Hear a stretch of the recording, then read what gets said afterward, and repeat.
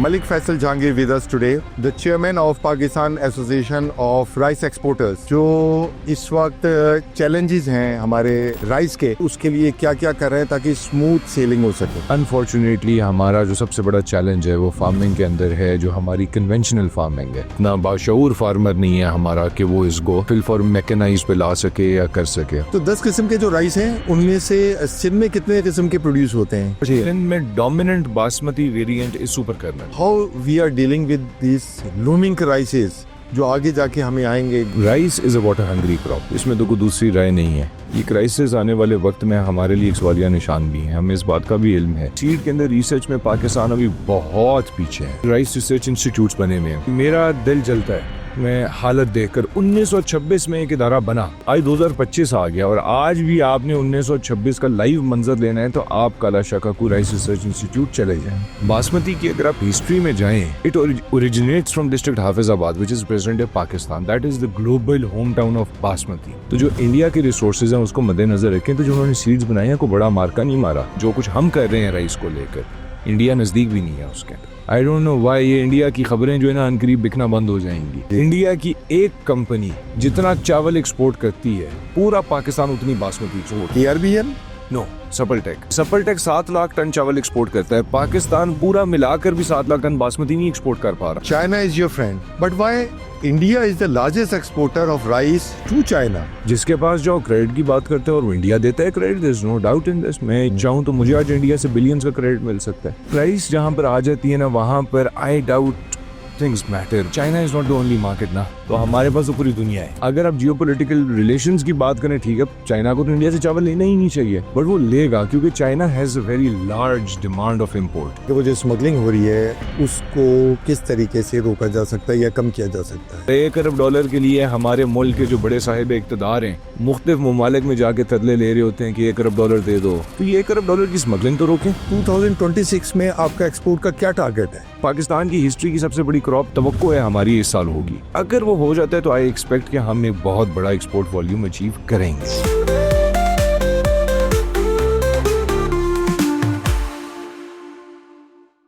Welcome to K-Pod.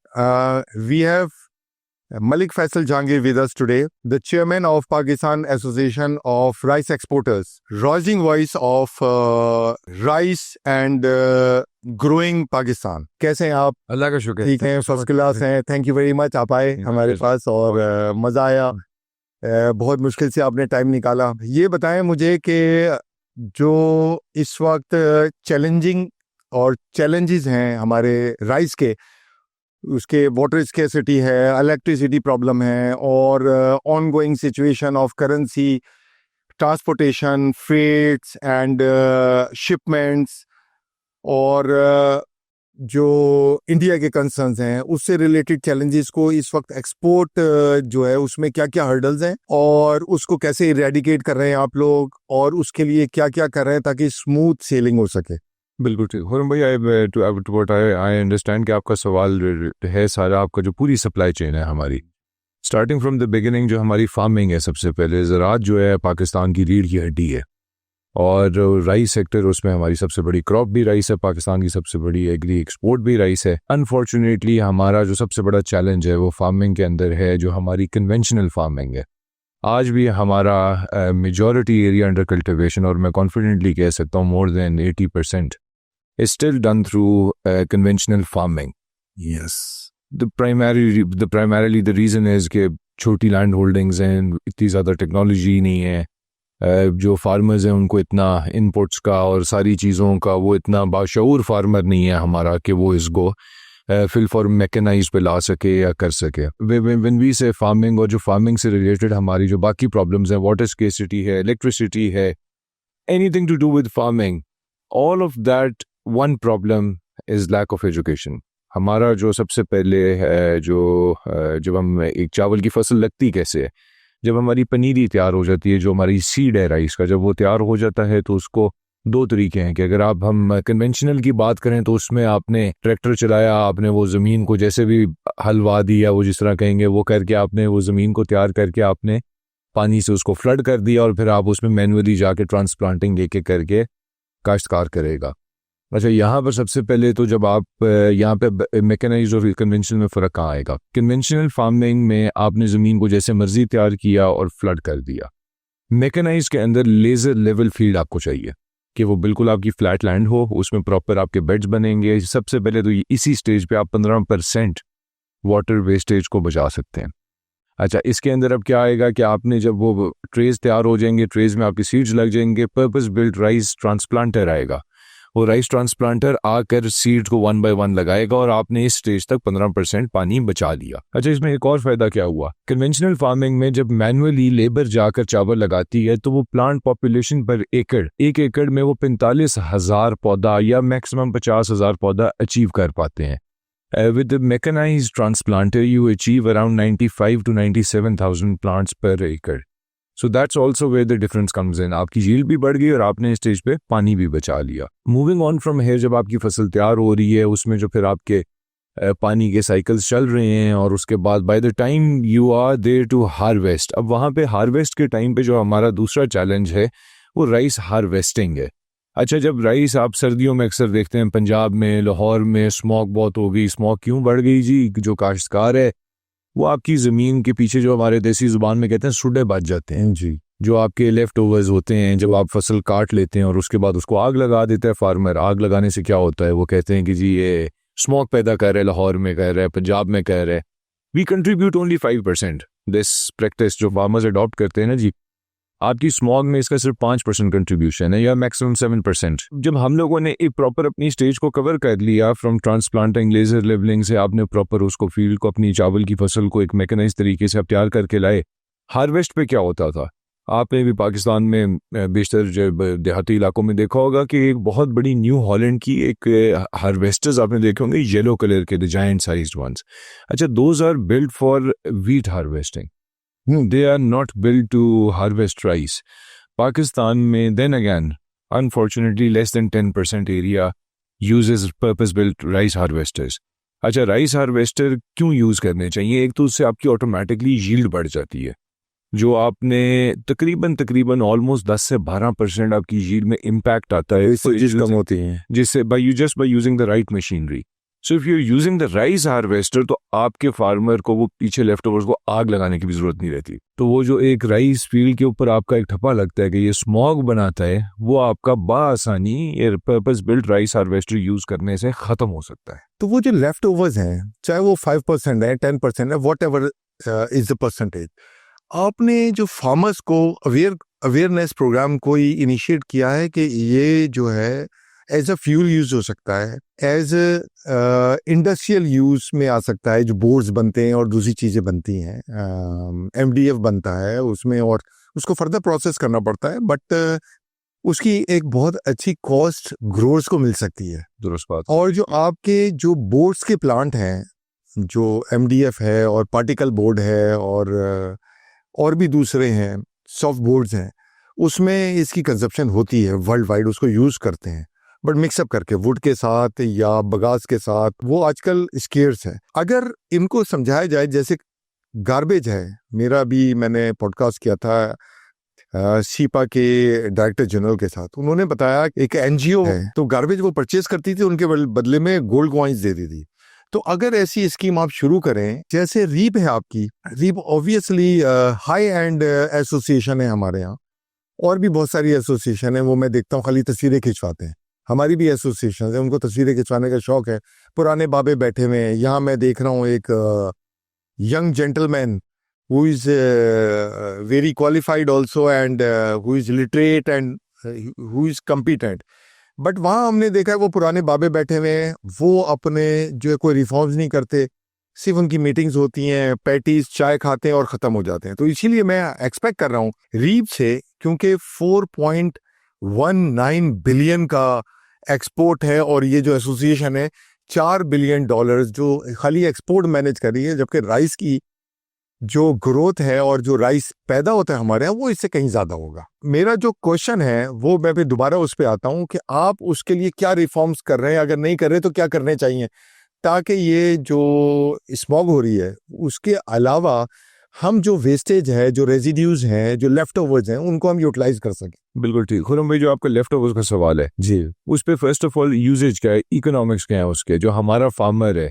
जी, वो देखेगा मुझे बचत क्या आती है ये करने से। देखें लेट से 25 रुपए की केजी अगर वो बिकता है उसका, से मैं अभी उसको वारे करनी है, उसने जो मेहनत करनी है उसको अच्छा, अब वो अगर यूज करे व्हीट हार्वेस्टर तो उसको थोड़ा ज्यादा मिल जाएगा, क्योंकि व्हीट हार्वेस्टर जब चावल काटता है ना सारे एक जगह हाइट ज्यादा छोड़ जाती है। जी बिल्कुल। अच्छा, अब राइस हार्वेस्टर यूज हो गया तो वो आपकी बात ही खत्म हो गई, ना वो फार्मर को निकालने की जरूरत है और ना उस पे आपको कोई इन्वायरमेंट तो सही, कोई इम्पोर्ट करेगा।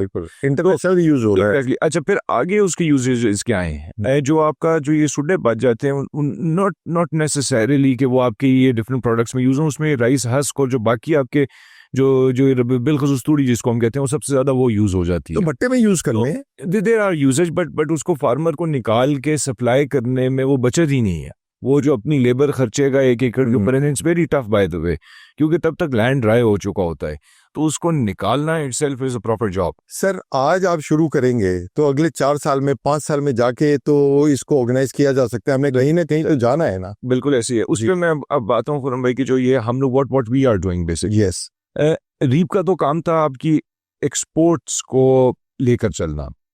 राइस एक्सपोर्ट एसोसिएशन के members, we have gone all the way vertically और हॉरिजॉन्टली। हम लोग अपने सप्लाई चेन्स के अंदर जाकर जो कुछ कर सकते हैं वी आर डूइंग इट। उसमें फार्मर अवेयरनेस सेमिनार्स हैं, उसमें हमारी गवर्नमेंट के साथ इंटरेक्शंस हैं, गवर्नमेंट के साथ मिलकर हम काम करते हैं। बिलखसूस मैं इसमें पॉइंट आउट करना चाहूँगा एग्रीकल्चर डिपार्टमेंट ऑफ पंजाब। मैं खुरम भाई, आपकी जिस तरह आपने बात की कि जी पुराने ख्यालात और पुराने जो लोग बैठे हुए हैं, ऐसे ही लोगों के ज़हन में आता होगा कि agriculture, but no, the agriculture department of Punjab is doing wonders. वो वाकई हकीकतन को प्रोडक्टिव काम कर रहे हैं। इफ्तिखार साहू साहब जो मौजूदा सेक्रेटरी एग्रीकल्चर पंजाब हैं, उन्होंने हमें पेस्टिसाइड के अंदर बड़ा सपोर्ट किया। राइस हमारी एक one of our farming practices में पेस्टिसाइड्स हमें बहुत बड़ा प्रॉब्लम वो था। पंजाब फूड डिपार्टमेंट बंद कर दिया, जम कर दिया। नहीं, Punjab food department is separate, agriculture department है, उनके फंक्शंस डिफरेंट थे। तो जो एग्रीकल्चर डिपार्टमेंट जो हमारे, उन्होंने फिर उसको पेस्टिसाइड्स को राइटफुली बैन भी करवाया, हमें सपोर्ट भी किया, बल्कि उन्होंने फार्मर अवेयरनेस सेमिनार्स हमारे साथ मिलकर प्लान किए।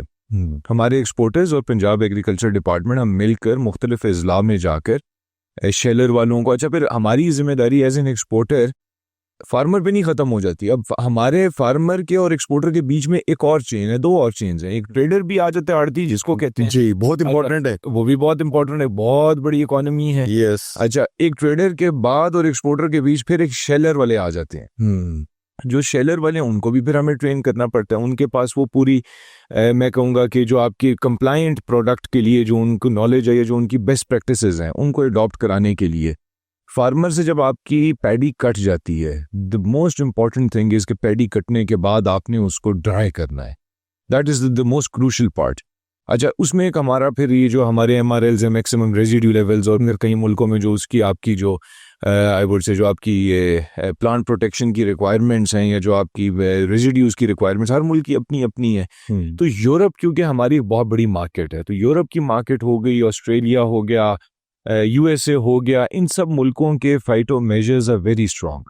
अच्छा, उसको कंप्लाई करने के लिए हमें पहले फार्मर को अवेयर करना पड़ता है कि भाई this is the way of farming that you will adapt in order to get a premium for a compliant product. तो हमने पहले फार्मर को अवेयर किया, फिर हमने जब फार्मर ने काट के आड़ती को देना है, उसको भी हमने बताना है कि भाई ये चावल आपने बगैर सुखाए या स्टॉक नहीं कर लेना या रख नहीं लेना, विद इन 48 आवर्स आपने उसको ड्राई करना है। वो चाहे शेलर वाला ले जा रहा है, चाहे आड़ती ले जा रहा है, चाहे वो एक मिलर लेके जा रहा है, हम वो भी कर रहे होते हैं। हम शेलर वालों के लिए सेमिनार्स अलहदा से उनका इनकाद करते हैं, फार्मर्स के लिए बिल्कुल अलहदा इनकाद करते हैं। फिर हम लोग we went all the way to Sukkur as well, we went to Shikarpur, we go to interior Sindh के अंदर जाकर भी, and by the way interior Sindh in rice is amazing. They have... Are you talking about basmati or E9 or all others? Of course, they're dominant in Eri non-basmati, but the basmati product that they have is very much compliant. Punjab से ज़्यादा बेहतर compliance है उनकी। सिंध में yes, That's amazing. Exactly. So Sindh का, अच्छा उसमें अगर हम बासमती की मजीद compliant product की अगर बात करें, थोड़ा और अगर हम एरिया एक्सपैंड करें, you will be surprised the best rice that we get is from उस्ता मोहम्मद खान। अच्छा, बलूचिस्तान में, बलूचिस्तान का उस्ता वो पानी कहाँ से लेकर आते हैं? उस्ता मोहम्मद खान में है अच्छा खासा एरिया अंडर कल्टिवेशन है, if I'm not wrong, तकरीबन महल 80,000 एकड़ है एरिया अंडर कल्टिवेशन वहाँ का भी। तो और वहाँ की जो उगी हुई बासमती है that is a very compliant product surprisingly. तो 10 किस्म के जो राइस हैं उनमें से सिंध में कितने किस्म के प्रोड्यूस होते हैं? अच्छा वरुण भाई देखिए, हम लोग ज्यादातर सेग्रीगेट करेंगे बासमती या नॉन बासमती। अब बासमती के भी अपने वेरिएंट्स हैं, बट इनमें dominant basmati variant is super kernel, जो आपका यूरोप की एक बहुत बड़ी सुपर कर्नल जो है वो basmati is the best one, or I mean which basmati variant is the best one? see every variant has its own purpose। अच्छा। अगर हम पाव ऑयल की बात करें तो वो एक कमर्शियल पॉइंट ऑफ व्यू से बड़ी अच्छी प्रोडक्ट है। स्टीम जी। की बात करें it's a house hold item. Pulao के लिए बताएं आप। पुलाव के लिए सुपर कर्नल है क्योंकि उसका अरोमा है, पुलाव में we expect to get the aroma. और अगर हम बात करें कि घर में जब आप एंटर करें तो एक चावल पके हुए की खुशबू आनी चाहिए, तो वो आपको सबसे बेहतर सुपर कर्नल ही दे सकता है। Of course all the basmatis have their own aroma, but super would have slightly better. एक लाइटर मोड पे है कि जो सुपर कर्नल है वो तो फौज को सप्लाई ज्यादा जाती होंगी उसकी। बस नहीं, ये खुरम भाई अच्छा ये बहुत बड़ा अलमिया है हमारा कि इसमें फौज का देखें। I don't know why people relate everything to फौज। इन पाकिस्तान सियासत है तो फौज, कारोबार है तो फौज, ये नहीं है। जो सुपर कर्नल है ये बेसिकली कर्नल की आबादी हाफिजाबाद के जिले में गांव है जहां पर ये जब ये सीड इजाद हुआ। It has a long history और बासमती की हिस्ट्री तो goes back all the way to 1766। तो जो अलबत्ता ये सुपर कर्नल है, ये कर्नल की आबादी और एक कर्नल साहब थे कि जिन्होंने इस सीड को मुतारिफ कराया और इसको मार्केट किया, तो इसका नाम सुपर कर्नल पड़ गया। आप इससे अंदाजा लगाएंगे हमारे अपने Pakistani brands. I had to get this complaint from one of my Saudi buyers, not my buyers, but Pakistan का एक बायर जो कि वहां पे सऊदी में था। उसने बैग के ऊपर सुपर कर्नल लिखवाना है, बिकता है सुपर कर्नल का नाम। उसकी वीडियोस बनाई हमारे ही ओवरसीज पाकिस्तानीज ने जाकर के, जी ये वो भाई लोगों का, पिंडी वालों का चावल है, ये नहीं खरीदना। अब I mean come on, I mean these are the farmers जिन्होंने उगाया, उनके मेहनत से, उनके पसीनों से ये चावल बना, मिलर आया, एक्सपोर्ट हुआ, सऊदीया में गया, और आप ही अपने चावल को आप खराब कर रहे हो। It has got nothing to do with army. It's purely just the name that was. Yeah, it was on the हाँ। lighter mode. हाँ। अच्छा, मैं ये कह रहा था कि 14 मिलियन एकड़ feet water is consumed in cultivation in Pakistan, और CWP जो है हमारी पाकिस्तान की वो इजिप्ट से भी 50% है। माई क्वेश्चन इज दैट कि how we are dealing with this looming crisis जो आगे जाके हमें आएंगे। ग्लोबल वार्मिंग है, वाटर स्केर्सिटी है, इंडिया के साथ अभी हुआ, और ऑब्वियसली आप लोगों का भी मेजर कंसर्न होगा।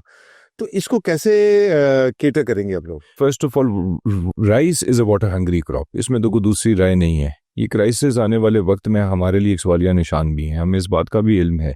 What can we do? What we can only educate, we can only try and convince the farmer कि ये जो 60% आप पानी बचा सकते हैं, ये that's a big number। जी जी बिल्कुल। और आपका इस साल भी पाकिस्तान की हिस्ट्री का हाईएस्ट एरिया अंडर कल्टीवेशन होने जा रहा है चावल के अंदर, बल्कि है भी। Last year also we were the highest in this year again the area has increased. Flooding के अलावा और कौन सा मेथड है जिसमें वाटर कंजर्व किया जा सकता है? फ्लडिंग के अलावा देखें, फ्लड तो आपको करना पड़ेगा फील्ड को, चाहे आप लेजर लेवलिंग के थ्रू जा रहे हैं लेकिन जब लेजर लेवलिंग में जाते हैं तो पानी इक्वली डिस्ट्रीब्यूट हुआ होता है, उसकी आपको यूजेज भी ज्यादा और पानी लगता भी कम है। कन्वेंशनल जो आपका तरीकेकार है उसमें पानी ज़ाया बहुत ज़्यादा हो जाता है, तो हमने बेसिकली ज़ाया होने से बचाना है। फिर आगे ऐसी सीड्स आ रही हैं, वो seeds hybrid and OP, both of them, दोनों ऐसी सीड्स आ रहे हैं। सीड के अंदर रिसर्च में पाकिस्तान अभी बहुत पीछे है। We are decades behind. We can even come up with something good. We are not using also the organic fertilizers as well. जो America has started and they discarded the all conventional fertilizers. Agreed. But then again, Khurram bhai, that's a long journey that we'll have to do. एक ज़मीन जिसको आपने खाद या pesticide या fertiliser आज दिया है, और अगर आप चाहते हैं कि उसमें से आपको 100% ऑर्गेनिक प्रोड्यूस मिले, it's a journey of about 3 to 5 years. But 4 billion की एसोसिएशन है जी, तो आप उसको तो इम्प्लीमेंट कर सकते हैं ना? ये आपकी ड्यूटी है, मतलब गवर्नमेंट की तो ड्यूटी है ही है। अच्छा, अब खुरम भी हमने तो वो प्रोडक्ट पे फोकस करना है ना जिसकी डिमांड भी है। ऑर्गेनिक की ग्लोबली इतनी बड़ी डिमांड नहीं है आज की तारीख में, और इतनी अफोर्डेबिलिटी नहीं है। Organic will reduce your yields, आपके फार्मर को यील्ड बहुत कम मिलेगा, और एक जर्नी उसने पूरी तय करनी है उस फील्ड को दोबारा ऑर्गेनिक बनाने में, जो कि 3 से 5 साल का दौरानी है। तो उसने जब उसके इकोनॉमिक्स हम ऐड अप करते हैं तो वो चीज़ें बहुत डिफरेंट हो जाती हैं। अच्छा, अब जो वाटर के ऊपर आ जाएं तो हमने ऐसे सीड्स डेवलप करने हैं। ग्लोबल वार्मिंग और क्लाइमेट चेंज जो है ये हमारे लिए एक बहुत बड़ा सवालिया निशान है। वाई? लास्ट ईयर आपने सुना होगा कि पाकिस्तान का एरिया अंडर कल्टिवेशन तो हाईएस्ट था in the history of Pakistan, but आपकी यील्ड्स बहुत गिर गए। Why so? Because of the heat wave. Heat wave की वजह से आपका सीड रिजिलियंट नहीं था, आपका सीड बर्दाश्त नहीं कर सका। फिर कुछ सीड कंपनीज ने 2 नंबर सीड बेचे, वो भी इस दफ़ा I heard, I am not sure कि वो क्या उसके एग्जैक्ट फिगर है, बट प्लस 100 कंपनीज बंद कर दी गई हैं, सीड कंपनीज जिन्होंने लास्ट ईयर 2 नंबर सीड बेचा था। बड़े बड़े फार्मर्स को नुकसान हुआ। The need of the R, उनको ग्रे किया क्या? आई एम नॉट श्योर, मेरा उससे कोई लेना देना नहीं है, बट आई हर्ड कि काफ़ी सारी सीड कंपनीज बंद की गई जिन्होंने 2 नंबरियां की थी, और उनको करना जो 2 नंबरी करे उसको प्रॉपर ग्रिल करना। सर्वाइव भी नहीं कर सकते भाई। एग्जैक्टली, वो they're just here to come and go. तो अच्छा, अब उस पे जो आपका सीड है, सीड के अंदर seed which is resilient to the heat, ये कुछ हद तक डेवलप कर लिए ACIAR, which is Australian centre of international agriculture research. उन्होंने ये कुछ सीड तैयार कर लिए हैं which are resilient to 55 degree Celsius, which is a very, I would say, disruptive development in rice seed. अच्छा, उसके साथ साथ चाइना भी इस पे बहुत काम कर रहा है। चाइना का बहुत सारा सीड पाकिस्तान में लगता है। आई थिंक हाइब्रिड्स के अंदर सबसे ज़्यादा सीड है ही चाइना का।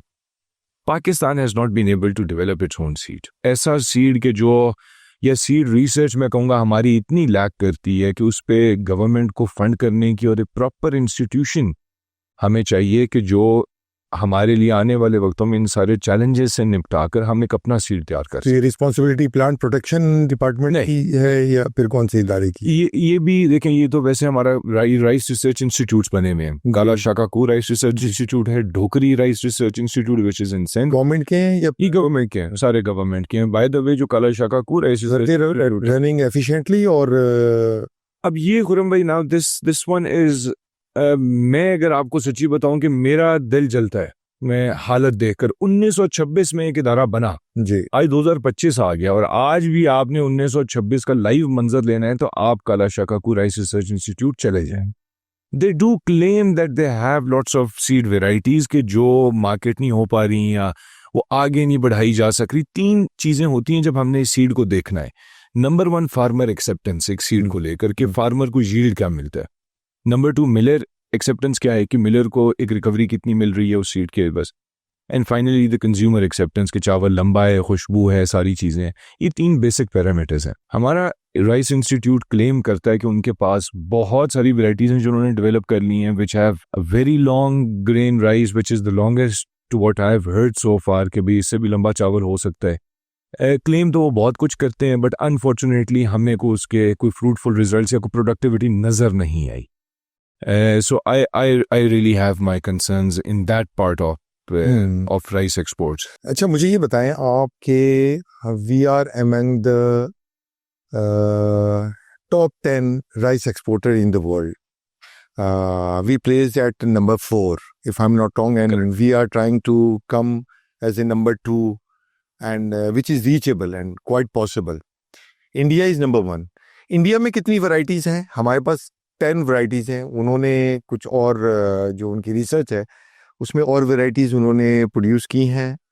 थाईलैंड ने की हैं, वियतनाम ने की हैं, क्योंकि आप जितनी वैरायटीज और हाइब्रिड सीड्स वगैरह और दूसरे लेकर आएंगे जिससे ऑफ कोर्स आपकी यील्ड बढ़ सके, टेस्ट बेहतर हो सके, उसकी लाइफ बढ़ सके, जैसे आपकी बासमती की है, सबसे ज़्यादा शेल्फ लाइफ है। और तो अब इसमें आपको क्या करना चाहिए, गवर्नमेंट को क्या करना चाहिए और ग्रोअर्स को क्या करना चाहिए? कुछ तो एक ज़माना था कि ग्रोअर्स भी रिसर्च करते थे, मतलब खुद डेवलप करते थे सारी चीज़ें, जैसे मैंगोज होते थे उनके, ऑरेंजेस होते थे, एप्पल्स होते थे। अब लेकिन वो प्रोडक्टिविटी में लग गए हैं सारे के सारे।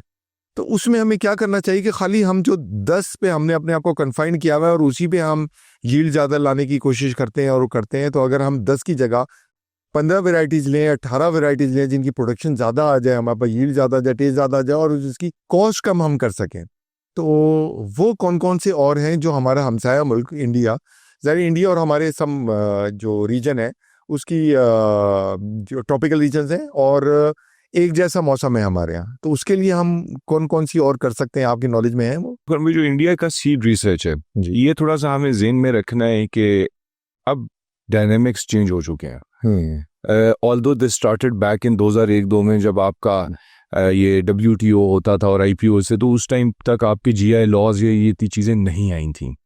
What does basmati mean? Basmati की अगर आप हिस्ट्री में जाएं, It originates from district Hafizabad, which is present day Pakistan. That is the global hometown of Basmati. इसको कोई डिनाई नहीं कर सकता. What does Hafizabad mean to you? What does Hafizabad mean to me? चलो उस पर भी आते हैं. मैं पहले आपको ये आंसर कर दूं फिर उस अच्छा अब उस पे जो आपका जो ये हिस्टोरिकली जो सीड है ना, PK370 is the mother of all Basmatis, which originates from district Hafizabad. आज की तारीख में कोई भी बासमती चावल को बासमती कहलाने का नंबर 1 एब्सोल्यूट बेडरॉक क्या चीज चाहिए? That is it must have a gene which comes from the parent basmati variety. Okay, now what happens is India ने एक हमारी ऑनगोइंग अभी वो चल रही है, बासमती किसका है? बासमती ये जब मुल्क एक था ये सब एरिया में लगता था. जो एरिया वो क्लेम करते हैं, कुछ उन्होंने नाजायज भी क्लेम किए हुए हैं, बट पाकिस्तान से शुरुआत हुई. इंडिया एक अपना रिसोर्स, एक अपना मसल यूज करता है. They have nobody can question that. They have better research centres, they have better research resources available as compared to Pakistan. तो जो इंडिया के रिसोर्सेज हैं उसको मद्देनजर रखें. तो जो उन्होंने सीड्स बनाए हैं को बड़ा मार्का नहीं मारा. जो रिसोर्सेज हमारे पास अवेलेबल हैं उसमें रहते हुए जो कुछ हम कर रहे हैं राइस को लेकर, इंडिया नजदीक भी नहीं है उसके. Really? Yes. What are they? What are they? They do have a much larger crop. They have a much larger produce available, but they are supplying cancer to the world. Oh, Why in Europe, Pakistan exports a much larger quantity? Last year हम लोगों ने 4 lakh ton export की, India सिर्फ 1,60,000 ton से था. क्यों? Because the rice that they export is full of MRLs.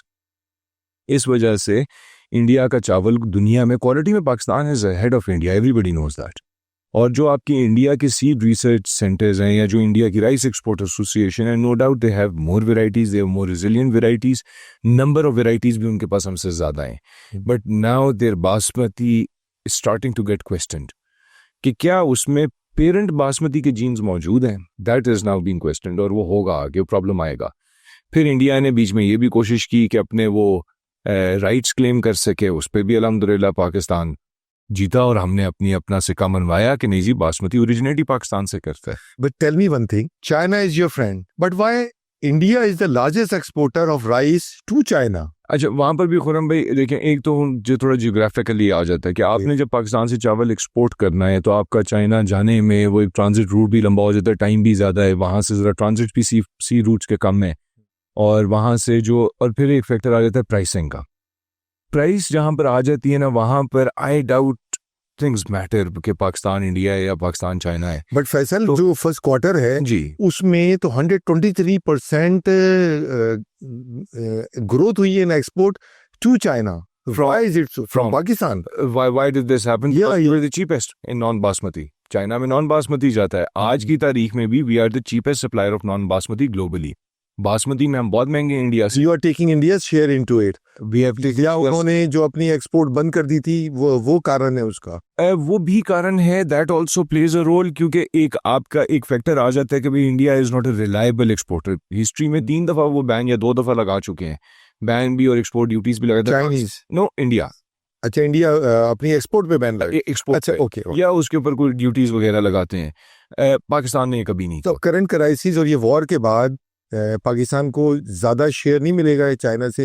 What do you foresee, या इसको कैसे एक्सप्लॉइट करेंगे? देखिए, आई डाउट कि हमारा China is not the only market ना. तो हमारे पास तो पूरी दुनिया है. और हाँ, अगर आप जियोपॉलिटिकल रिलेशंस की बात करें, ठीक है, चाइना को तो इंडिया से चावल लेना ही नहीं चाहिए, बट वो लेगा क्योंकि China has a very large demand of import. तो फिर अफगानिस्तान और ईरान का क्या मामला है? वहां क्यों नहीं हम एक्सपोर्ट इतना ज्यादा फ्रीली स्मूथली ये आपने बड़ा गलत सवाल पूछा. क्यों नहीं कर पाते?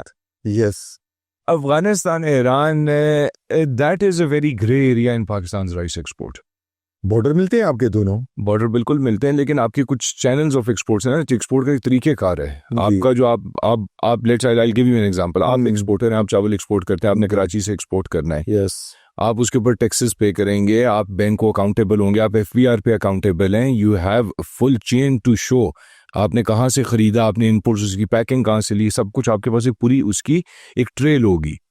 जब आप एक्सपोर्ट करते हैं उस पर आप टैक्स भी पे करते हैं, फिर आप साल के बाद उस पर इवेंचुअली इनकम टैक्स भी पे करते होंगे. ये जो अफगानिस्तान ईरान एक्सपोर्ट कर रहे हैं, nobody knows who are they, and that's a very large quantum.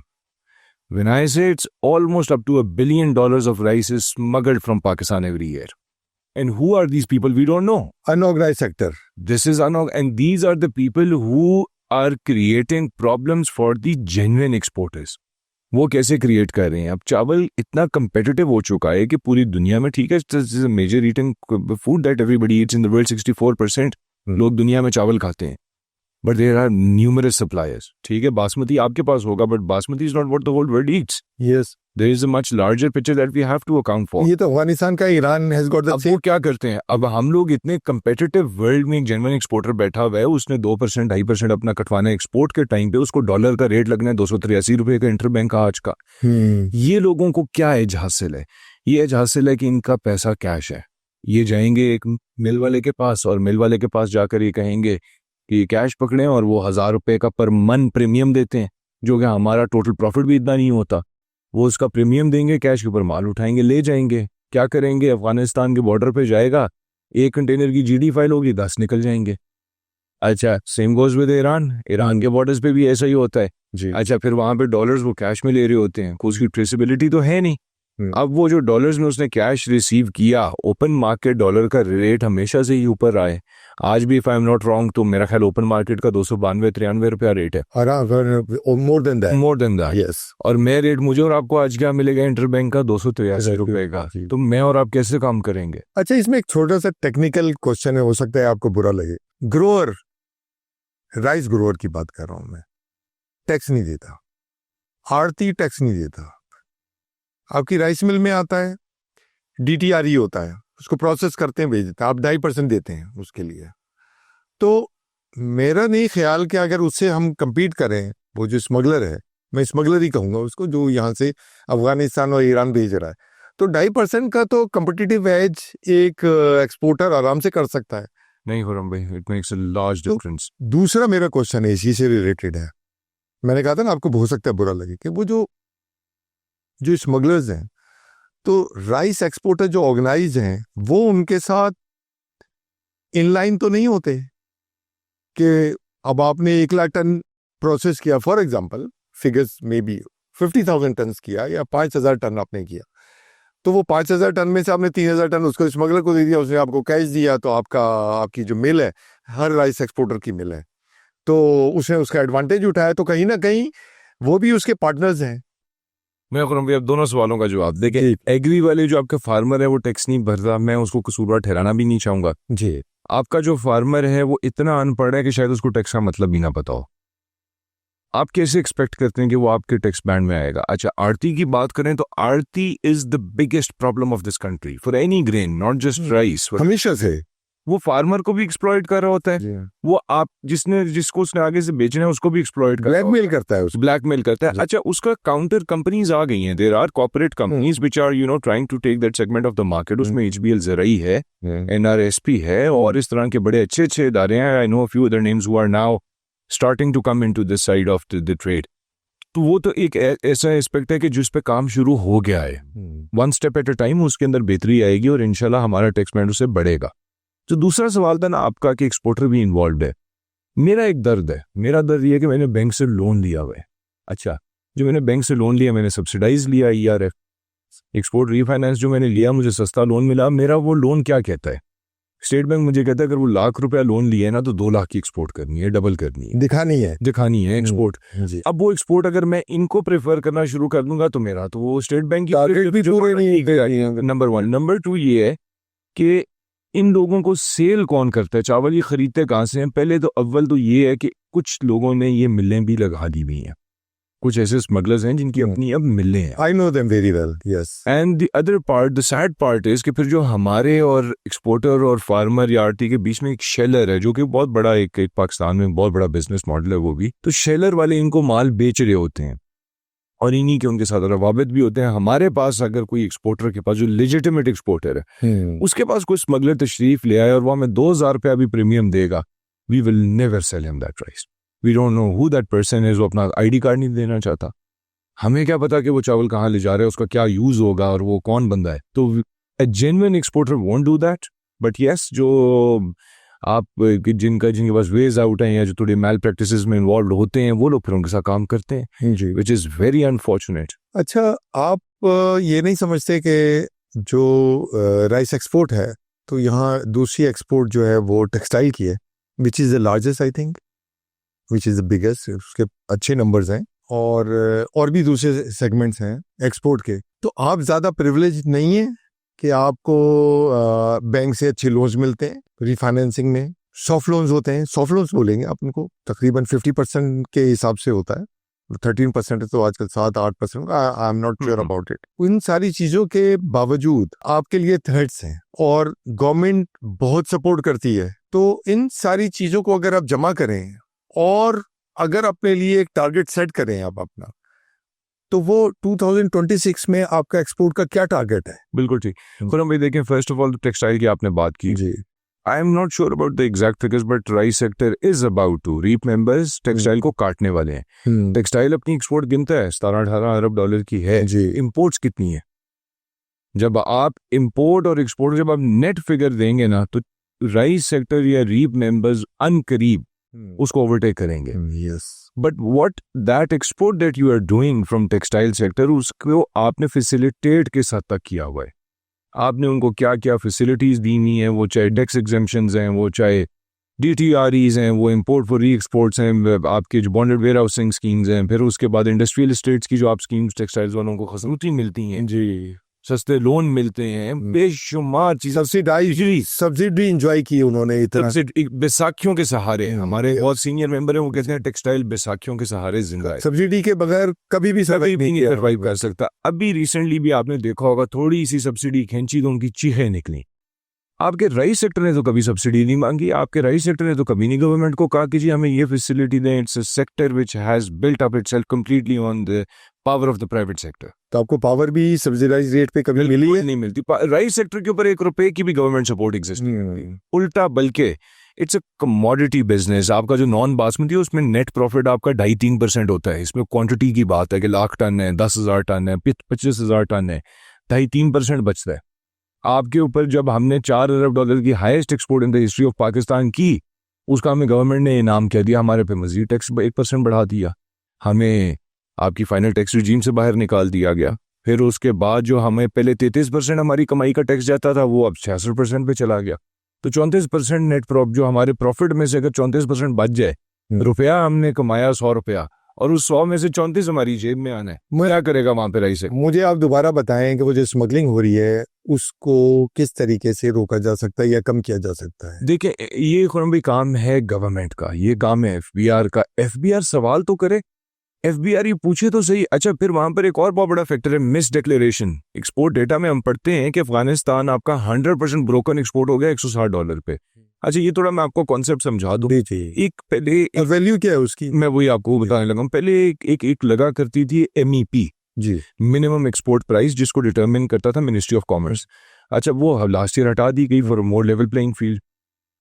उस पर क्या मिसयूज कैसे होना शुरू हो गया? मिसयूज ऐसे शुरू हो गया कि अफगानिस्तान, अब हमें भी पता है चावल का काम है हमारा, 3 नस्लों से मेरा काम है, तो मुझे पता है फलां मार्केट में बासमती जाएगा, फलानी मार्केट में नॉन बासमती जाएगा। अब मैं ये कहूँ कि भाई ईरान के अंदर मैं जाकर इरी बहुत बड़े पैमाने पे बेच पाऊंगा तो बड़ी बेवकूफ़ों वाली बात है। सिमिलरली अगर आप ये कहें कि आप 100% ब्रोकन राइस अफगानिस्तान में हजारों टन की तादाद में ले जाकर बेच रहे हैं, तो this is absolute nonsense.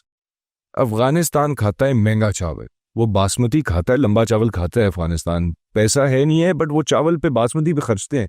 Iran चावल पे खर्चता है पैसा, ईरानी जो लोग हैं वो बासमती पे महंगे चावल पे पैसा लगाएंगे। सऊदीया चले जाएं, वहां पर ट्रेंड चेंज हो रहा है। Although Saudi we used to consider it was a luxury rice market, वहां पर अब लोग प्राइस कॉन्शियस हो गए हैं। ईरान अफगानिस्तान में चावल को लेके प्राइस कॉन्शियसनेस इतनी नहीं है। अच्छा, उस पर क्या हो रहा है, आपका हजारों टन $160 100% ब्रोकन एक्सपोर्ट दिखाते हैं वो, जबकि ये आइटम $1,200 की थी, $1,250 की थी। तो अंडर इनवॉइसिंग और मिस डिक्लेरेशन तो आ गई यहाँ पर। ये किसका काम है इसको काबू करना? मैं तो नहीं जाके उस एक्सपोर्टर को या उस GD को पकड़ के कह सकता कि भाई ये कैसे एक्सपोर्ट हो गया, कौन था, क्या था। ये उन इदारों की जिम्मेदारी है इन चीज़ों को लेकर चलना। और इस पे मैं मशकूर हूँ हमारे उन गवर्नमेंट अथॉरिटीज़ का, उन मिनिस्ट्रीज़ का, कि जो अब हम उस पे मिलकर काम शुरू करने जा भी रहे हैं। And I am really hopeful कि इंशाल्लाह हम इसको अगले 1 साल के अंदर अंदर कवर करेंगे इंशाल्लाह। तो आपके शेड्यूल में शामिल है और गोल में शामिल है?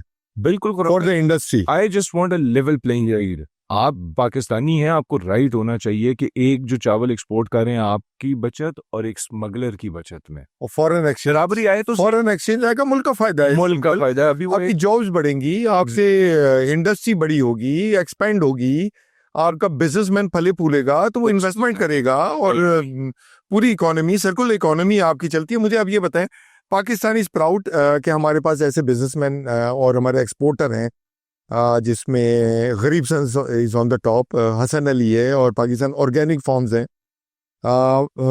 हमारे लिए प्राउड की बात यह है कि गरीब सन्स को बिजनेस एक्सीलेंस अवार्ड मिला है। तो वो कितना मैटर करता है पाकिस्तान के लिए वर्ल्ड में जाके, इंटरनेशनल ऑर्गेनाइजेशन ने और इंटरनेशनली हमें मिला। अच्छा, इसमें जो अवार्ड्स हैं, देखें खुरम भाई, ऑफ कोर्स उन्होंने मेहनत की जी, उन्होंने पाकिस्तान को फॉरेन एक्सचेंज ला कर दिया बड़े वसी पैमाने पे।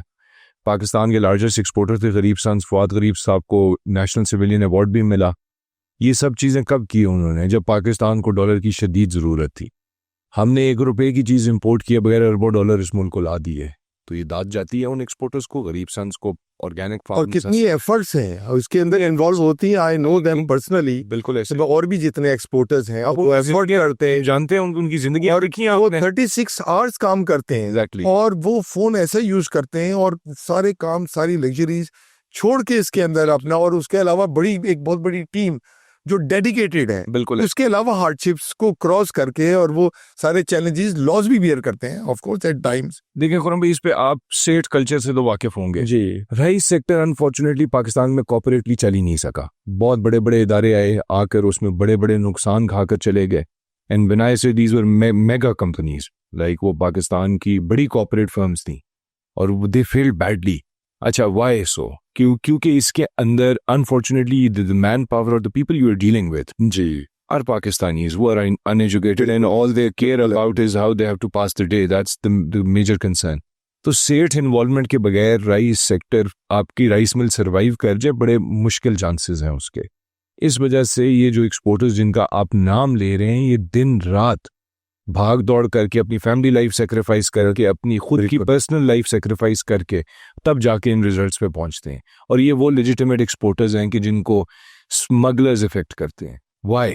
आप देखें कि आपको एक लेवल प्लेइंग फील्ड मिल रही है, ये बेचारे दिन रात मेहनत कर रहे हैं, टैक्स दे रहे हैं। सबसे बड़ी बात मुल्क कहता है जी टैक्स, फॉरेन एक्सचेंज ला के दिया जा रहा है। $1 अरब के लिए हमारे मुल्क के जो बड़े साहिब इक़्तिदार हैं मुख्तलिफ ममालिक में जाके तरले ले रहे होते हैं कि $1 अरब दे दो, रोल ओवर कर दो। तो ये $1 की स्मगलिंग तो रोकें। ये तो अपने स्टेट बैंक के जरिए थ्रू प्रॉपर चैनल ये डॉलर आए, और इस पे आप एक लेवल प्लेइंग फील्ड भी क्रिएट करें कि हर एक्सपोर्टर की सेम कॉस्टिंग होनी चाहिए। क्यों आपने उनको ऑब्लाइज किया हुआ है? क्यों ये स्मगलर ऑब्लाइज्ड है कि उसके मार्जिन्स भी 5 गुना ज़्यादा हैं और वो एक्सपोर्ट भी धड़ाधड़ किया जा रहा है और कोई पूछ परतीत भी नहीं है? वो सवाल वहीं का वहीं है। 2026 के आपके एक्सपोर्ट के क्या टारगेट्स हैं? देखें, इस पे खुरम भाई थोड़ा डिस्कशन होती होंगे सबके साथ। रीप मेंबर्स जो है ना जी, आपका पाकिस्तान से येलो मेज की बहुत बड़ी एक्सपोर्ट है। अच्छा, अब जो येलो मेज का भी 70% एक्सपोर्ट है वो आपके रीप मेंबर्स कर रहे हैं। सेसमी सीड पाकिस्तान की बहुत बड़ी एक्सपोर्ट है। 70% of the sesame seed exported from Pakistan is being done by REAP members. अगर आप इस सब को अकाउंट फॉर कर लें तो हम लोग तो लास्ट ईयर भी $6 पे थे तकरीबन। We cross textiles. अच्छा, इस साल की अगर आप 2025 जो रवा माली साल है, इसके अंदर हमारा हदफ जो है, जो हमने 2020 में, मैंने खुद, तब मैं सीनियर वाइस चेयरमैन था, मैंने नेशनल एक्सपोर्ट डेवलपमेंट बोर्ड की मीटिंग जो कि उस टाइम के प्राइम मिनिस्टर ने हेड की, उसमें हमने ये हदफ अपने रिकॉर्ड करवाए कि हम 2026 तक $5 अरब की एक्सपोर्ट को अचीव करेंगे। We were right on track. अच्छा, ये मैं थोड़ा सा और हिस्ट्री में जाना चाहूंगा। जी जी जी, नहीं, बिल्कुल बताएं जी।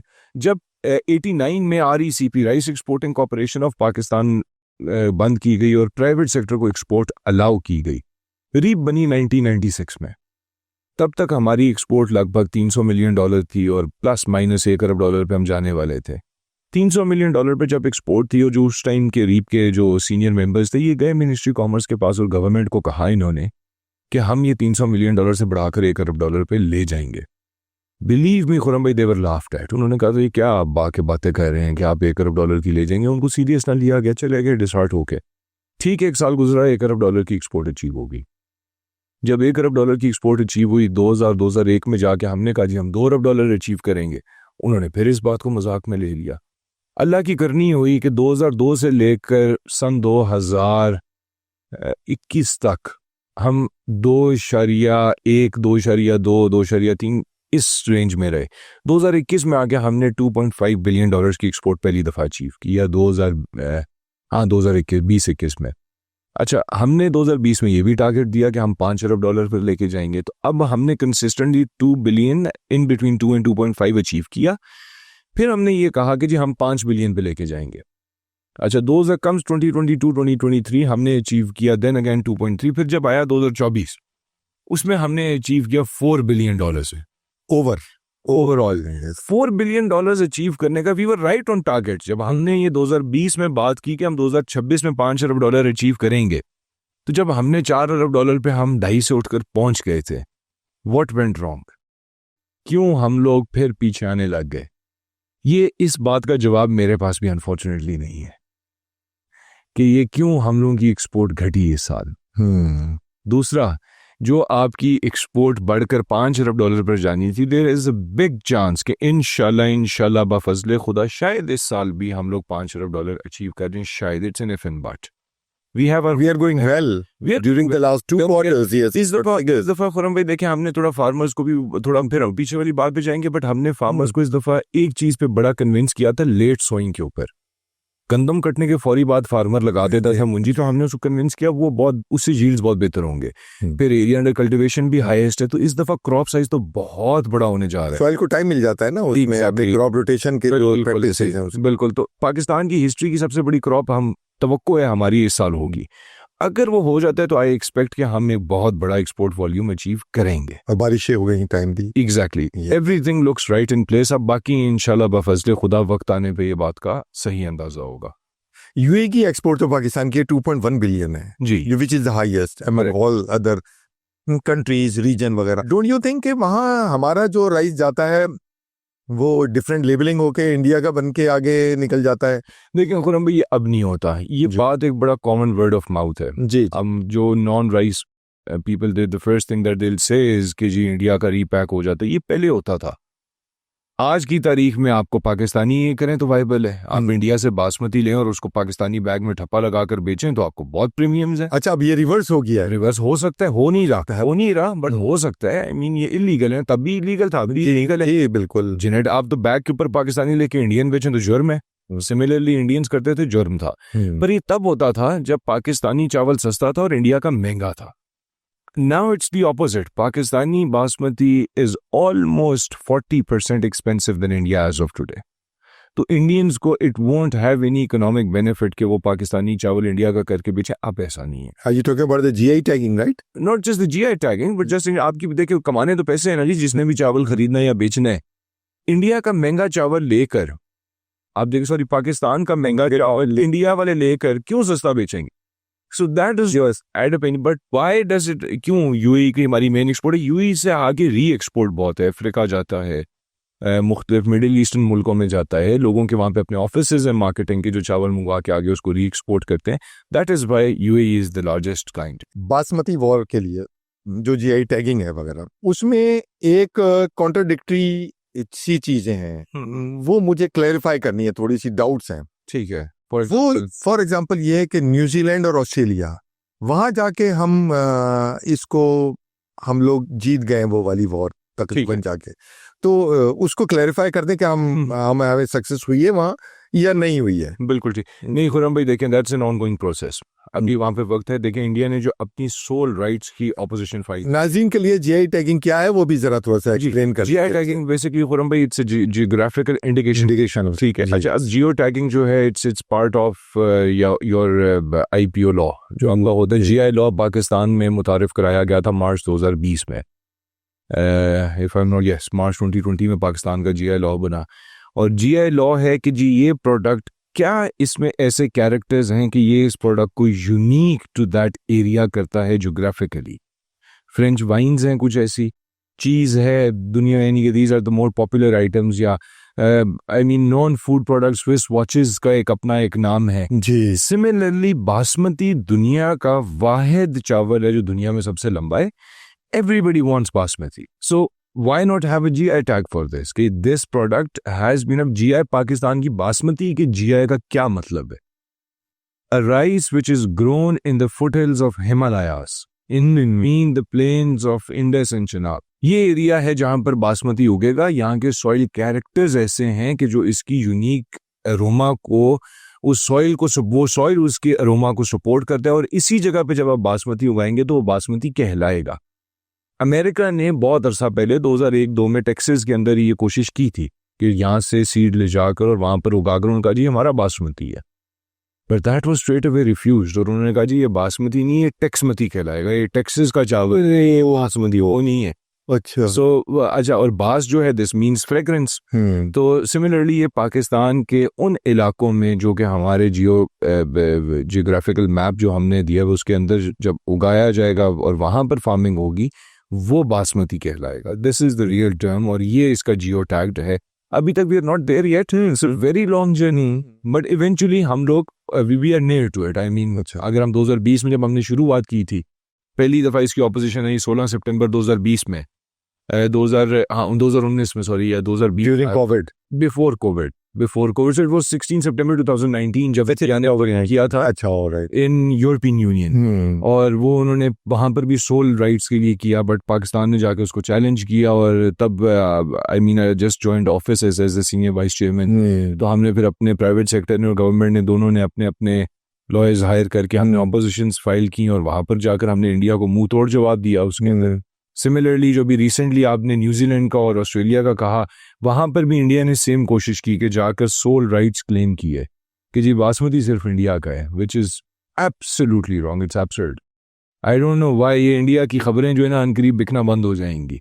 जहाँ पर दिल कहते हैं they have a larger financial muscle और वो जाके कर लेंगे, दैट्स नॉट ट्रू। ये पाकिस्तान का चावल है जो पाकिस्तान से इंडिया में गया, तो और उसको वो अकेले क्लेम करें, दिस वोंट हैपन। अच्छा, ये बताए, पाकिस्तान की बिरयानी बहुत पॉपुलर है, पुलाव पूरे पाकिस्तान में भी होता है, आप कंट्री में, लेकिन कराची में बिरयानी का टैग है कि जी वो वहां से अच्छी कोई नहीं बना सकता। और ये उसमें कितना बासमती यूज होता है? अब देखें, उस पर जो बेस्ट रिजल्ट्स हैं ना जी बासमती के, वो तो आपको 1121 जो एक हमारी वैरायटी है उससे मिलेंगे। अच्छा, 1121 में भी आगे वेरिएंट्स हैं, वाइट सेला एंड स्टीम सेला के अंदर जरा जरदा चावल बेहतर बनेगा। बिरयानी में आपका 1121 steam is the best rice. Why basmati is healthier than the sella chawal? No sella can be, nutritions कहते हैं वो खुरम भाई बहुत बड़ी डिबेट है। कई लोग ये भी कहते हैं कि जी अगर आप पारबॉइल्ड चावल बना दें तो वो बासमती नहीं रहता जी। It's a long debate, but we consider कि 1121 आपका चावल था जिसको आपने पारबॉइल्ड बना दिया। यानी कि पारबॉइलिंग इज अ ट्रीटमेंट जो आप पैडी पे करते हैं, स्टीम इज अ ट्रीटमेंट जो आप पैडी पे करते हैं। अगर आप ये दोनों स्टीम और पारबॉइलिंग ट्रीटमेंट ना करें, so the product that you will be getting out of that paddy is white raw rice. तो जो आपका 1121 वाइट है वो विदाउट ट्रीटमेंट है। 1121 स्टीम एंड पारबॉइलिंग ट्रीटमेंट के बाद उनके अपने कैरेक्टर्स होते हैं। पारबॉइल थोड़ा ज़्यादा गोल्डन कलर में जाएगा, स्टीम के ज़रा मल्टीपल कलर्स होते हैं, but of course in the white and creamy texture.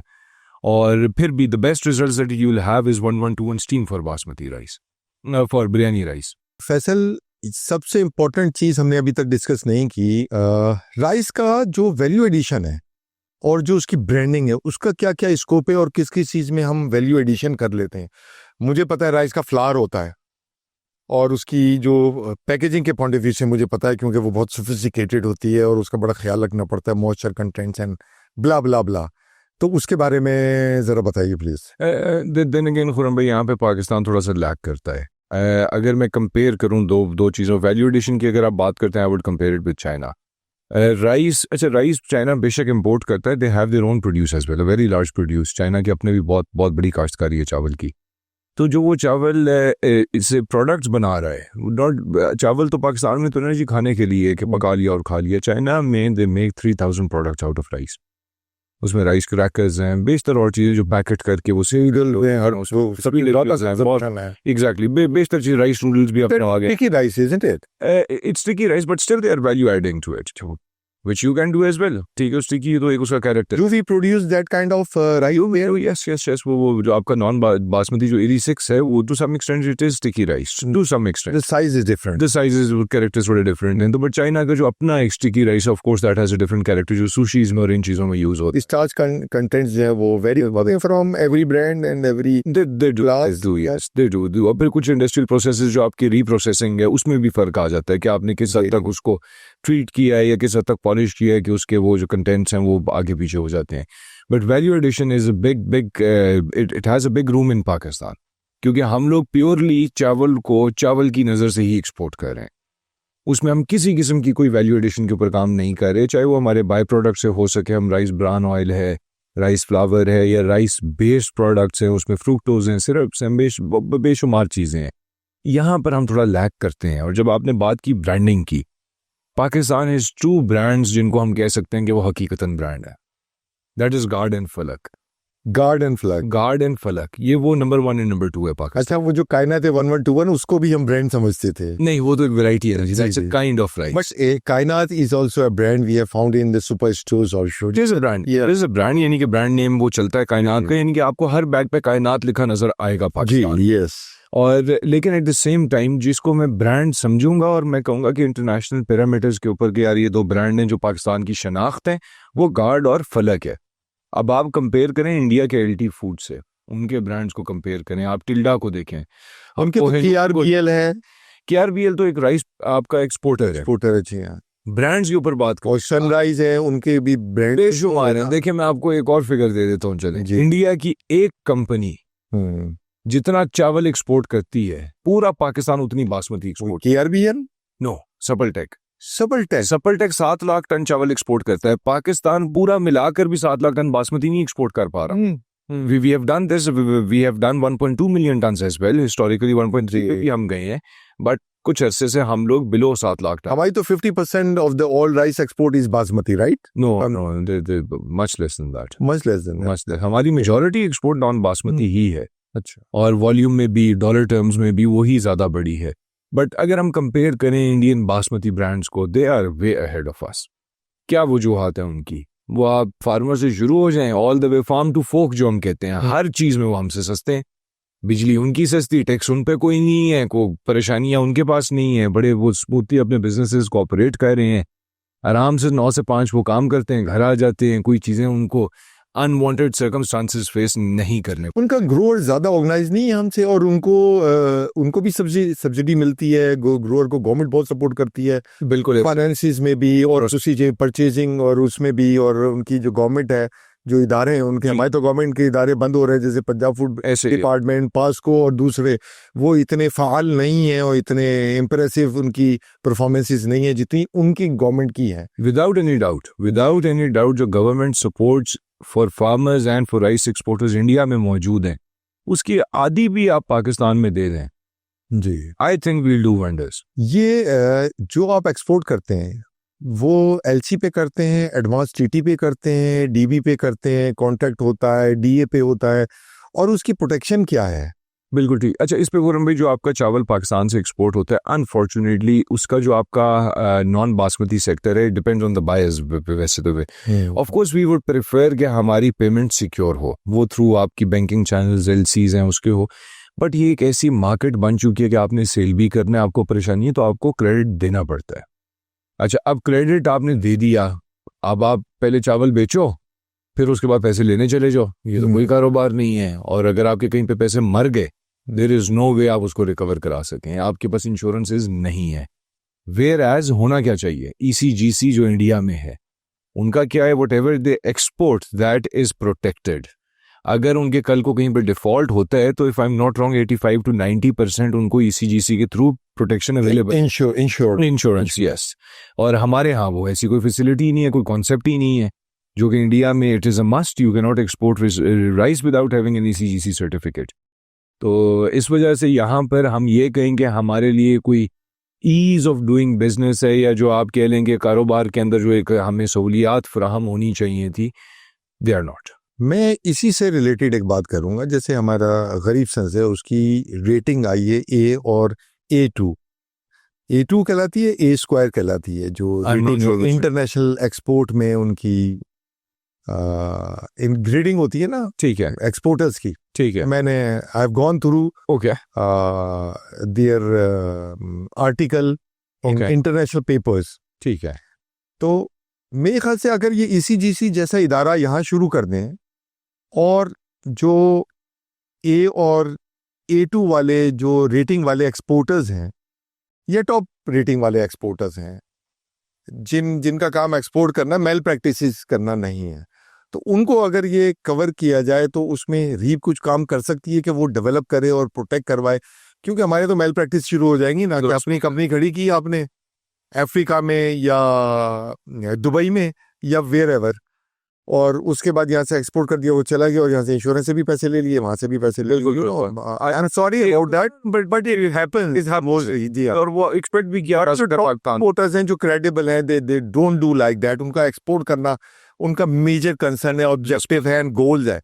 तो अगर वो करता है तो रीप में इसमें कोई गवर्नमेंट के साथ मिलके, इंश्योरेंस कंपनी के साथ मिलके हम भी डेवलप कर सकते हैं, क्योंकि अब हम we are far ahead than India in all respect in credibility. और वो अब ये जो हमारी ऑन गोइंग जो क्राइसिस चला है, वॉर सिचुएशन, उसके बाद हमारे पास फॉरेन रिजर्व भी 20 बिलियन से एक्सीड कर गए हैं। तो अब हमें ओवरऑल इसमें रिस्पेक्ट मिलेगी, एक्सपोर्ट में भी हमें बहुत कामयाबी मिलेगी, which I can foresee, this my personal opinion and view, which can be right और रॉन्ग। तो आप लोग इसमें अगर कुछ करें गवर्नमेंट के साथ मिलके, आप बड़े पावरफुल लोग हैं आपके साथ। देखें खुरम भाई, इसमें जो आपका ये जो ECGC वाला जो कॉन्सेप्ट है, जो आपकी इंश्योरेंस का जो है, इंडिया में उसका एक मैकेनिज्म डेवलप्ड है। वही मैकेनिज्म हम यहाँ पर उसको रेप्लिकेट कर दें तो वो उसमें कोई देयर इज नो हार्म। जो आपका कंसर्न है कि जो पाकिस्तान से कोई मैल प्रैक्टिसेस या मिसयूज का जो खदशा रहता है, उसमें जो आपका इंश्योरर है जिसने आपको ये फैसिलिटी या आपको ये प्रोटेक्शन प्रोवाइड करनी है, it's his job to see if he is giving you the right protection. वहाँ भी इंडिया में भी every Tom Dick and Harry को नहीं देते होंगे वो। नहीं, वहां पर तो खुरम भाई by law you need ECGC, without ECGC you can not export. वहां पर तो आपको करना ही कर, जैसे हमारे यहाँ इंपोर्ट में मरीन इंश्योरेंस एग्जैक्टली है, बिल्कुल ऐसे ही है। तो वहां पर भी ऐसे, बट वहां पे फिर आई am not sure of the exact mechanism, but वहां पर होता है ऐसे है कि लेट्स से कि जी अगर आपकी एक XYZ कंपनी है जिस पे इंश्योरर वाज नॉट कंफर्टेबल, तो बजाय आपका प्रीमियम बढ़ाने के वो क्या करेंगे कि आपकी प्रोटेक्शन घटा देंगे, कि जहां पर आपको 90% आपका एक्सपोर्ट जो सीट्स है वो आपके प्रोटेक्टेड थे, वो कम करके आ जाएंगे 50% पे, या प्रीमियम बढ़ा देते होंगे, या प्रीमियम बढ़ा देंगे या प्रोटेक्शन घटा देंगे, एक चीज हो जाएगी। There is always a way out. यहाँ पर हम क्यों नहीं कर पा रहे? The only reason is our costing. जो प्राइवेट कंपनीज जो ये इस तरह की फैसिलिटीज प्रोवाइड कर रहे हैं, दे चार्ज सो मच कि हमारी वाइबिलिटी नहीं रहती। But this is the need of the hour, the government should work on this, और ऐसी कोई स्कीम देनी चाहिए कि जिससे, अच्छा इससे होगा क्या, the exporters will get confidence. आज हम जब बाहर चावल बेचने जाते हैं तो सबसे बड़ी जो क्राइसिस हम फेस करते हैं वो क्या है कि यार इंडिया का फलां एक्सपोर्टर है, वो हमें इतना क्रेडिट देता है। जिसके पास जाओ क्रेडिट की बात करते हैं और वो इंडिया देता है credit, there is no doubt in this. मैं चाहूँ तो मुझे आज इंडिया से बिलियंस का क्रेडिट मिल सकता है, there is no doubt about this. But क्यों वो दे पाते हैं? एक तो उनके पास वो, देन अगेन आपकी फिर वही लंबी बात है, कॉस्टिंग्स के ऊपर आ जाती है। उनके फाइनेंशियल रेट्स क्या हैं, हमारे क्या हैं, वहाँ पर अनप्रोटेक्टेड लोन जो आपके प्रोटेक्टेड लोन्स हैं उनमें क्या आपका जो डिफरेंसेस हैं। पाकिस्तान में तो I doubt there is a concept कि आपको विदाउट कोलेटरल या कुछ इस तरह की लोनिंग मिले। इंडिया में तो हर किस्म का लोन मौजूद है। उनकी आप फाइनेंशियल कॉस्ट देखें और हमारी देखें, एक तो चावल भी हम महंगा दें और ऊपर से फाइनेंशियल कॉस्ट भी हम पाकिस्तान के इंटरेस्ट रेट के हिसाब से चार्ज करें, और वो वहाँ पे इंडिया अपने हिसाब से करे, तो कौन लेगा पाकिस्तान का ये चावल? एक यंग जेंटलमैन जिसको क्रिकेट का शौक हो, क्रिकेट का पैशन हो, और वो एक्सीडेंटली या बाय डिफॉल्ट वो रीप का चेयरमैन बन जाता है और उसको उसकी जो अपनी इंडस्ट्री है उसकी रिस्पॉन्सिबिलिटी दे दी जाती है। तो how tough is it for you to comply with that, to overcome this situation? और आपका दिल चाहता होगा कि आप घूमें फिरें, यूरोप जाएं और यूं करें, you must be having a very young family also and young kids as well. तो डोंट यू फील के it's too early for you to have so many responsibilities at the same time and to have that tremendous pressure on you? See, Khurram bhai, the way I've been raised, मैं सच्ची बात देहात से मेरा ताल्लुक है, I feel proud about it। और एक छोटे से देहात से ही मेरे अबाव अजदाद भी वहीं के थे, वहीं से हमने तरक्की की, उसी देहात में मुझे पहचान भी थी। The way I was brought up, that was very harsh। यानी कि alhamdulillah I had every facility of my life that I wanted। I went to the best schools, I went to the best university that I could get into. और लेकिन उसके बावजूद भी यानी कि I worked in a Subway, मैंने खुद काम किया हुआ है वहाँ पर। McDonald's didn't offer me a job, उन्होंने रिजेक्ट कर दिया था। तो this was something the way I was grown up. उसमें मेरे पेरेंट्स ने बड़ा क्लियरली कहा था कि वो खुद करना है और खुद मेहनत करनी है। So I had this always, my mom used to say this. What was the name of the university and the place from where have you studied? I went to University of Westminster London में। अच्छा। तो खैर वो, और मैंने वो university में पढ़ाई में कभी भी I was never very good student. बस वो था कि टोपी वाली वो फोटो बने और जान छूटे। तो जी। वो खैर उसके बाद when I came back straight away from London, 7 साल रहने के बाद आई केम टू माय विलेज सुलंगी खरल, और वहीं पे मेरा ऑफिस और सारा कुछ है, वहीं से स्टार्टेड। रीप के अंदर पहले भी my father has been a chairman, मैंने उनको भी देखा, और बल्कि उनका तो 2010 में आखिरी दफ़ा जो रीप में इलेक्शन हुआ था दैट वाज इन 2010, और उसके बाद से लेकर आज तक इलेक्शन नहीं हुआ। तो मैंने तो उस पूरे इलेक्शन को भी विटनेस किया, मैंने तब भी देखा। और ज़ाहिर सी बात है वही बुजुर्ग हजरात जो आज हमारे बड़े हैं, वो चाहे रीप के अंदर हम सब we are like a family. तो मैं उन सब का शुक्रगुजार हूँ, और ये मेरे मेंबरान की मेहरबानी है कि उन्होंने मुझे इस काबिल समझा और मुझे इस ओहदे पे नवाजा। मुझे इस ओहदे पे अल्लाह के बाद इन सब की मेहरबानी है कि मैं बैठा। It comes with the pressure को, भाई मैंने बहुत कुछ फेस किया, आई फेस्ड एवरीथिंग। अगर आपको फ्री हैंड दे दिया जाए और आपको चॉइस दे दी जाए कि आप जाओ क्रिकेट खेलो या आप आके ये बिजनेस संभालो, तो उसमें से आप कौन सा पसंद करेंगे इसमें? I would still go with my business. ये तो हाँ, ऑल्दो आई लव क्रिकेट। अच्छा, bye the way, Cricket is also a business for you. I mean, as far as you know, the passion is concerned. Passion is there, passion is there, और मैं cricket हमेशा it's going to cricket में असला bowler, batsman, allrounder, allrounder, but mainly a bowler. कितना खेलते हैं आप उसमें? मैंने तो बहुत खेली है cricket, I have played at very good levels. बल्कि जब मैं इंग्लैंड में होता था I used to get paid to play cricket, और मुझे इस मैच में पैसे मिल जाते थे, बस उसमें वो पूरे करते थे और भगाते थे दुबा कर। But I love cricket, I have my own ground, I have my own team. काम के साथ साथ वो भी चलता है, और I just try to keep up with. But if I didn't come to REAP, या अगर मैं अपने बिजनेस ना ज्वाइन किया होता और क्रिकेट ना होती, I would have been a pilot. मेरा शौक, जो my dream job was always to be a pilot, and I have 14 hours of flying as well. चले आपसे मैच तो जरूर रखेंगे, but what's the best achievement in cricket?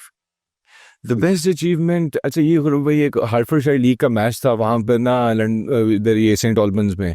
तो वो 50 ओवर का मैच होता था। अच्छा, उसमें ये होता था the team, this was a very different kind of cricket. 50 overs के अंदर the team which used to bat first we would play 51 overs, and the team to bat second would play 49 overs. अच्छा, एक bowler की limit होती थी 19 over की। अब ये वो मैच था जिसमें मुझे पैसे मिलते थे, and apparently I was the best bowler in that team.